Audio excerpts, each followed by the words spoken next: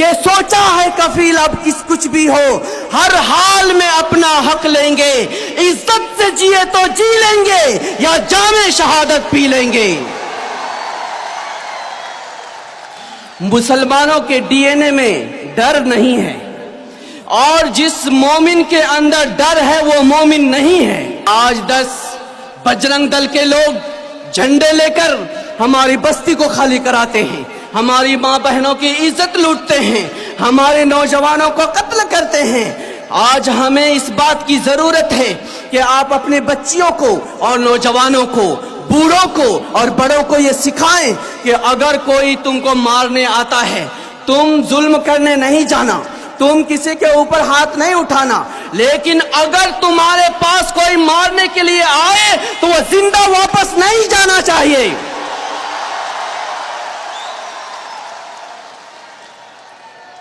کہ ظلم و جبر کی پہچان مٹا کر رکھ دو, ظلم و جبر کی پہچان مٹا کر رکھ دو, اٹھو اب دہر میں کوہرام مچا کر رکھ دو. ہمیں جو خشک تنکا سمجھنے کی بھول کرتے ہیں, ہمیں جو خشک تنکا سمجھنے کی بھول کرتے ہیں, ان دشمن ملک دی کو کھلیان جلا کر رکھ دو. ملک کے اندر موجودہ حالات خود بخود پیدا نہیں ہوئے ہیں, اور جو لوگ ان کو پیدا کرنے والے ہیں وہ ہمیں معلوم ہے, اور ان لوگوں کو سبق سکھانا ہمیں آتا ہے, لیکن ہم انتظار کر رہے ہیں. ہم ان سے یہ کہنا چاہتے ہیں کہ زمانہ جب کبھی بارود کی بوچھار بنتا ہے, ہمارا حوصلہ فولاد کی دیوار بنتا ہے, اور تمہارا ظلم کافی ہے ہمیں بیدار کرنے کو. جو لوہا ضرب سہتا ہے وہی تلوار بنتا ہے. ہمارے جذبات کا اور زیادہ امتحان مت لو. قانون, آئین, ملک اور قوم کے ساتھ کھلواڑ بند کرو. یہ کھلواڑ اور زیادہ دن تک چلنے والا نہیں ہے. آل انڈیا امامز کونسل جو پورے ملک کی 17 ریاستوں کے اندر 25,000 سے زیادہ علماء اور ائمہ کرام کو لے کر ملک اور قوم اور خاص طور سے مسلم امت کی تقویت کے لیے کام کر رہی ہے, یہ آج پوری احساس ذمہ داری کے ساتھ اعلان کرتی ہے کہ پاپولر فرنٹ آف انڈیا اس طرح کا جو بھی مشن لے کر آگے بڑھے گا, آل انڈیا امامز کونسل اس کے قدم سے قدم ملا کر کھڑی رہے گی. آج ملک کو جن حالات سے سابقہ ہے, ان حالات سے نمٹنے کے لیے آپ کو حضرت شاہ عبدالعزیز محدث دہلوی رحمت اللہ علیہ کا طریقہ کار اختیار کرنا پڑے گا. انہوں نے انگریزوں کے خلاف جب مہم چھیڑی تو انہوں نے اکیلے پورے ہندوستان کا دورہ کیا.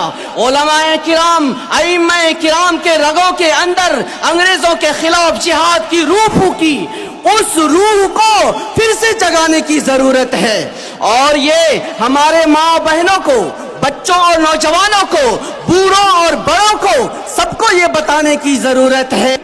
صحابہ کرام کو جب یہ اطلاع ملی تھی کہ قیصر و کسریٰ اور مشرک اور قبائلی, یہود اور نصارہ سب ایک ہو چکے ہیں, تو وہ کہتے تھے حسبنا اللہ و نعم الوکیل. آج ہمارے لیے بھی وہی نعرہ ہے, حسبنا اللہ و نعم الوکیل.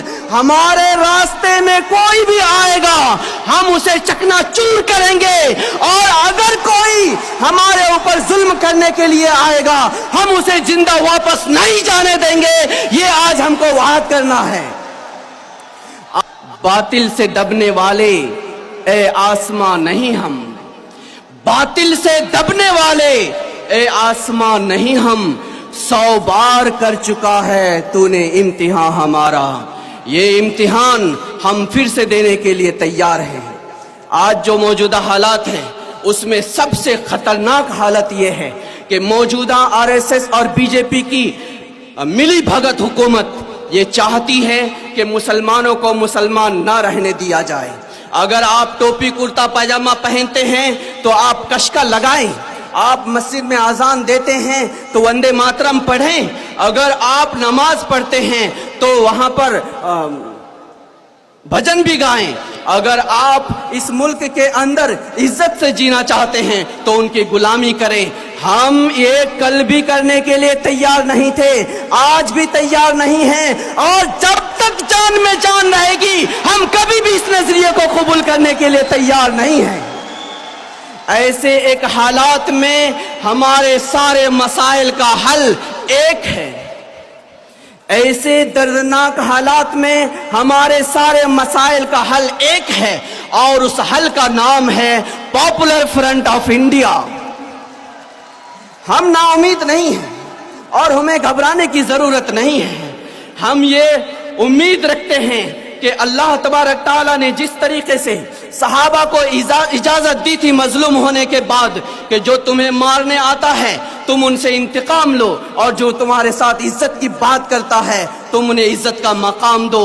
आज हम फिर उसी रविश पर चलने के लिए पूरे हिंदुस्तान में बच्चों को, नौजवानों को, अवाम को, सबको ट्रेन कर रहे हैं, हम तरबियत दे रहे हैं, हम उन्हें आगाह कर रहे हैं कि हमारे कॉन्स्टिट्यूशन के अंदर आर्टिकल IPC 99 से लेकर के 106 तक अपने दिफा के लिए हमको परमिशन दी गई है।